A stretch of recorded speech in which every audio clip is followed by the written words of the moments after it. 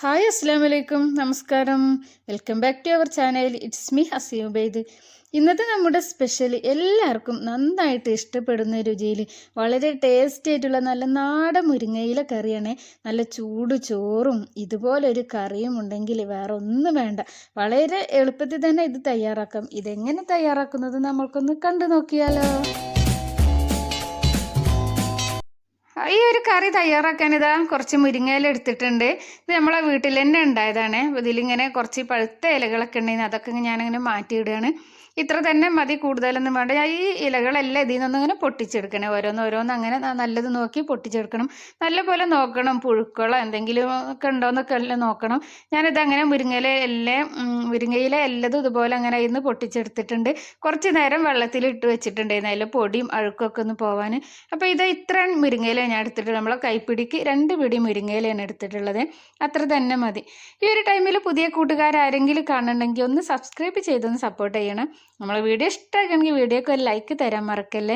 Like ചെയ്യുമ്പോൾ അതിനടുത്ത് തന്നെ ഹൈപ്പ് എന്നൊരു ഓപ്ഷൻ കാണാം, അതുകൂടി ഒന്ന് പ്രസ് ചെയ്തേക്കണേ. അപ്പോൾ ഈ ഒരു കറി ഇതാ തയ്യാറാക്കാൻ മൺചട്ടിയിലാണ്. നമ്മൾ ഇതുപോലുള്ള നാടൻ കറികളൊക്കെ നമ്മൾ മൺചട്ടിയിൽ വേണം തയ്യാറാക്കി എടുക്കാൻ. ഞാനിതാ ഒരു മൺചട്ടി സ്റ്റൗവിൽ വെച്ചിട്ടുണ്ട്. ചൂടായതിന് ശേഷം ഇതിലേക്ക് വെളിച്ചെണ്ണയാണ് ഒഴിച്ചു കൊടുക്കുന്നത്. വെളിച്ചെണ്ണ നല്ല പോലെ ചൂടായതിന് ശേഷം നമ്മൾക്ക് ഇതിലേക്ക് ഇതൊരു 1/4 സ്പൂണ് കടുക് ഇട്ടെടുക്കാം. കടുക് നല്ല പോലെ തന്നെ പൊട്ടി വരട്ടെ. ഇതുപോലെയുള്ള നാടൻ കറികൾക്കൊക്കെ വെളിച്ചെണ്ണയാണ് ഇഷ്ടം. ഈ ഒരു കറി ഉണ്ടല്ലോ, ചോറിന് ഇത് മാത്രം മതിട്ടോ. വളരെ പെട്ടെന്ന് നമ്മൾക്ക് തയ്യാറാക്കി എടുക്കാൻ പറ്റും. സിമ്പിളാണ്, പെട്ടെന്ന് തന്നെ നമ്മൾക്ക് തയ്യാറാക്കി എടുക്കാൻ പറ്റും. ഇപ്പോൾ ഈ ഒരു മഴക്കാലമൊക്കെ അല്ലേ നാട്ടിലൊക്കെ. അപ്പോൾ ഇതുപോലെ ഒരു കറിയൊക്കെ ഉണ്ടാക്കിയിട്ട് ചൂട് ചോറിൻ്റെ കൂടെ ഒന്ന് കഴിച്ച് നോക്കിയാൽ സൂപ്പർ ടേസ്റ്റാണ്. ഇപ്പോൾ അതാ ഞാനൊരു 8 ചെറിയ ഉള്ളി ഇതുപോലെ വട്ടത്തിലൊന്ന് കട്ട് ചെയ്തെടുത്തിട്ടുണ്ട്. ചെറിയ ഉള്ളി നിങ്ങളെടുത്തില്ലെങ്കിൽ സവാള ആയാലും കുഴപ്പമില്ല കേട്ടോ. ഞാൻ ചെറിയ ഉള്ളി ആകുമ്പോഴാണ് ഒന്നും കൂടി ടേസ്റ്റ് ഉണ്ടാവുക. ചെറിയ ഉള്ളി ഇതാ ഇതിലേക്ക് ഇട്ട് കൊടുത്തിട്ടുണ്ട്. അത് നല്ലപോലെ ഒന്ന് ആ കളറൊക്കെ ഒന്ന് മാറി വരട്ടെ. ഒരു ബ്രൗൺ ഉള്ളി നമുക്ക് നന്നായിട്ടൊന്ന് ഇളക്കി കൊടുക്കാം. ലോ ടു മീഡിയത്തിൽ ഫ്ലെയിം ഇട്ടാൽ മതി. കൂടുതൽ ഹൈ ഫ്ലെയിമിലൊക്കെ ആകുമ്പോൾ ഉള്ളിയൊക്കെ പെട്ടെന്ന് കരിഞ്ഞു പോകും. പ്രത്യേകിച്ച് മൺചട്ടിയൊക്കെ ആകുമ്പോൾ നല്ല ചൂടുണ്ടാവുമല്ലോ. ഇതിലേക്ക് ഇതാ 2 വറ്റൽമുളക് കൂടി ഇട്ട് കൊടുത്തിട്ടുണ്ട്. ഇപ്പോൾ ഇതാ ഉള്ളീൻ്റെ ഒക്കെ കളറൊന്ന് മാറി വന്നിട്ടുണ്ട്. വറ്റൽമുളകും ഒന്ന് മൂത്തിട്ടുണ്ട്. ഇനി ഇതിലേക്ക് നമ്മൾ നേരത്തെ റെഡിയാക്കി വെച്ച മുരിങ്ങയില ഉണ്ടല്ലോ, മുരിങ്ങയില ചേർത്ത് കൊടുക്കാം. മുരിങ്ങയില കൂടുതൽ വേവൊന്നും വേണ്ട, ഒരു 2 മിനിറ്റ് മാത്രം. ഇലയൊക്കെ പെട്ടെന്ന് വെന്ത് കിട്ടുമല്ലോ. അപ്പോൾ ഇല ഞാനത് ഇട്ടെടുത്ത് നല്ല പോലെ തന്നെ ഇളക്കി കൊടുത്തിട്ടുണ്ട്. ഇതിലേക്ക് ആവശ്യത്തിനുള്ള ഉപ്പ് കൂടി ചേർത്ത് കൊടുക്കുക. എത്ര മുരിങ്ങയില ഉണ്ടെങ്കിലും ചട്ടി നിറച്ചുണ്ടെങ്കിലും 1 മിനിറ്റ് കഴിഞ്ഞാൽ അത് താന്ന് പോകും അല്ലേ. എത്ര കുറേ എടുത്താലും നമ്മൾ ഉണ്ടാക്കി വരുമ്പോൾ കുറച്ചേ ഉണ്ടാവുള്ളൂ ഇല. അപ്പോൾ ഈ ഒരു കറിക്ക് കൂടുതലൊന്നും വേണ്ട, ഇത്ര തന്നെ മതി. നമ്മളിതാ ഇത് നല്ല പോലെ ഒന്ന് ഇളക്കി കൊടുക്കുന്നുണ്ട്. ഇനി ഇത് നല്ലപോലെ ഇളക്കി കൊടുത്തിട്ട് അത് 2 മിനിറ്റ് ഒന്ന് വേവട്ടെ. നമുക്ക് ഇതിലേക്കൊരു അരപ്പ് റെഡിയാക്കി എടുക്കാണ്ട് നമ്മൾക്ക് അതൊന്ന് റെഡിയാക്കി എടുക്കാം. ഇതുപോലെ നന്നായിട്ട് ആ ഉള്ളിയും മുരിങ്ങയിലൊക്കെ നല്ല പോലെ തന്നെ ഒന്ന് മിക്സ് ചെയ്തെടുക്കണം. 2 മിനിറ്റ് ആ ചട്ടിയിൽ തന്നെ അങ്ങനെ ഒന്ന് മുരിങ്ങയില ഇരുന്ന് വേവട്ടെ. അരപ്പ് റെഡിയാക്കാം. അതിനിതാ ഞാൻ കുറച്ച് തേങ്ങ, 1 കപ്പ് തേങ്ങ എടുത്തിട്ടുണ്ട്. 1 കപ്പ് എന്ന് പറയുമ്പോൾ ഒരു തേങ്ങേൻ്റെ ഒരു പകുതി തേങ്ങയാണ് ഞാൻ എടുത്തിട്ടുള്ളത്. എരിവിന് ആവശ്യമായിട്ട് 2 പച്ചമുളകാണ് ചേർത്ത് കൊടുക്കുന്നത്. കുട്ടികളൊക്കെ ഉള്ള വീട്ടിലാണെങ്കിൽ എരിവിനനുസരിച്ചിട്ട് നമുക്ക് മുളക് എടുക്കാം. ഇപ്പം ഞാൻ 2 പച്ചമുളകാണ് എടുത്തത്. 3 ചെറിയ ഉള്ളി കൂടി എടുത്തിട്ടുണ്ട്. പിന്നെ നമ്മളിതിൽ മുളക് പൊടിയൊന്നും ചേർക്കുന്നില്ല. ഈ ഒരു പച്ചമുളകിൻ്റെ എരിവ് മാത്രമേ ഉള്ളൂ ഈ ഒരു കറിക്ക് കേട്ടോ.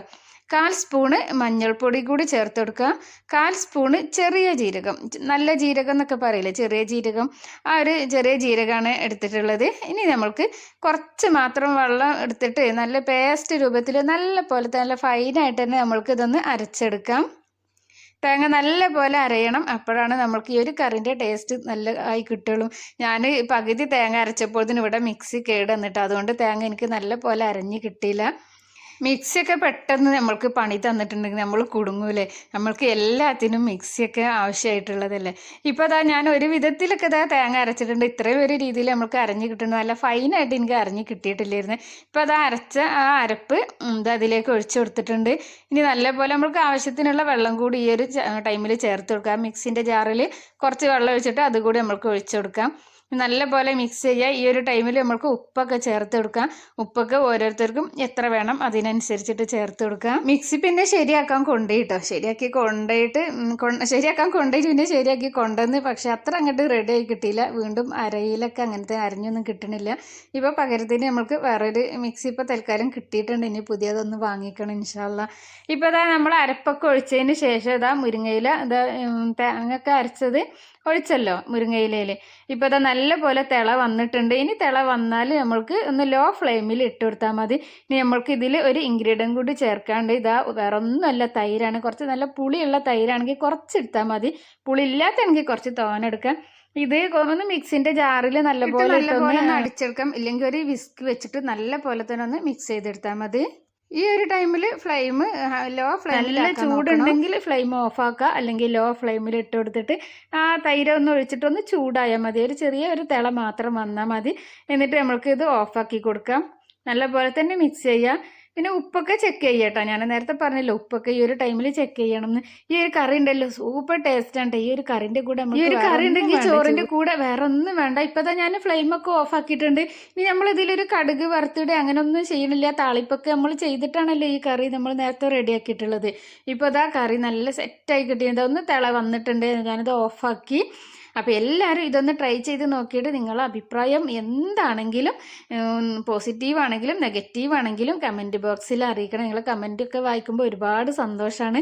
അപ്പോൾ ഇന്നത്തെ വീഡിയോ ഇത്രയുള്ളൂ. ഇൻഷാ അല്ലാ അടുത്ത വീഡിയോയിൽ കാണാം. അസ്സലാമു അലൈക്കും. Thank you for watching.